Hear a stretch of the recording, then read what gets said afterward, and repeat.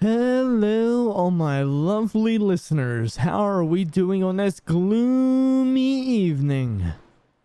Tonight, I want to talk to you about some childhood shows. We all have that one show that we grew up watching and adoring, claiming to have seen every episode possible. Well, what if we were wrong? What if we didn't see every episode? Well, that's tonight's topic. We're going to take a look at an episode of The Simpsons that never was. So let's grab our snacks, turn down the lights, and buckle down for tonight's story. A Dead Bart update, brought to us by the CreepyPasta Wiki. I hope you all have a nightmarish time. Well, I had to get rid of that computer I watched the episode on. Even after a complete reformatting, it never worked correctly. The episode file could never be deleted from it and kept reopening on its own. I wiped the hard drive clean several times and the episode wouldn't go away. The sound control didn't work, and it was a laptop, but the power never seemed to run out, and I couldn't get it to turn off. I was going to keep the computer just so I'd have a copy of the lost episode. Looking at it makes me very nervous. I had a recurring nightmare several nights in a row. The episode was playing, but instead of a photorealistic Bart corpse, it was myself at 10 years old. I found a picture of myself at 10 and the nightmare was closer to it than my own memory had ever been. I swear, that picture of myself at 10, dead, started flashing on a computer screen so quickly that I could never be sure. After that, I destroyed the computer. I haven't been able to get the episode out of my head though, and decided to do more research to try and understand it. I found a few people online who seemed to know about it. Apparently the episode aired once in the suburb of Portland, Oregon.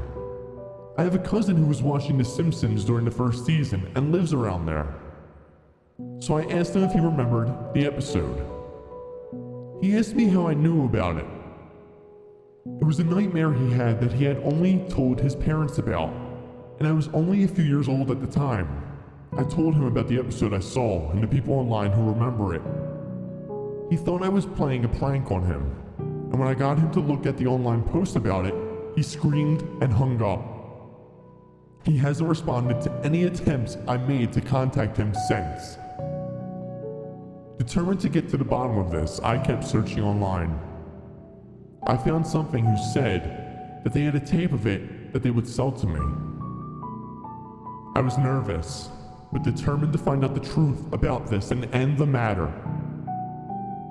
I bought the tape as well as the really old and cheap TV VCR, since I had a feeling that neither would be the same after I watched the episode.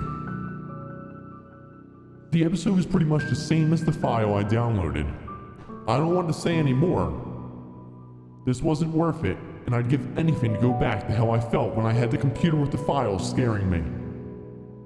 I destroyed the tape, but it didn't help. The commercials on the tape, I don't want to remember them.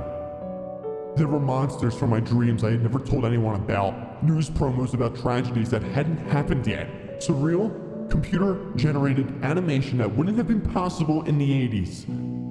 Or now, for that matter. A former friend watched it with me, but he saw completely different things, with one exception. There was a seemingly live news report from June 6, 2013. In complete monotone, he recited the details of millions of people having died in their sleep, some of them waking up for a few seconds first, rambling incoherently about something that people could only piece together had something to do with nightmares. I'm sure you can figure out what date was on the tombstones of the currently alive celebrities. There was one difference in the episode itself, though. The joke Homer told was completely clear on this version. When it zooms in on Homer's face while looking at Bart, he says, If only we all were that lucky.